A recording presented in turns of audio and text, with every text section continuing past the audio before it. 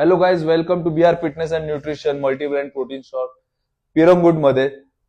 Nitro वे 3500, मसलटेकचा नायट्रोटेक फक्त 4500 रुपये, MD बायोझेम वे gold 6000 रुपये, परफॉर्मन्स वे 4300, परफॉर्मन्स वे 2600, परफॉर्मन्स वे 2400.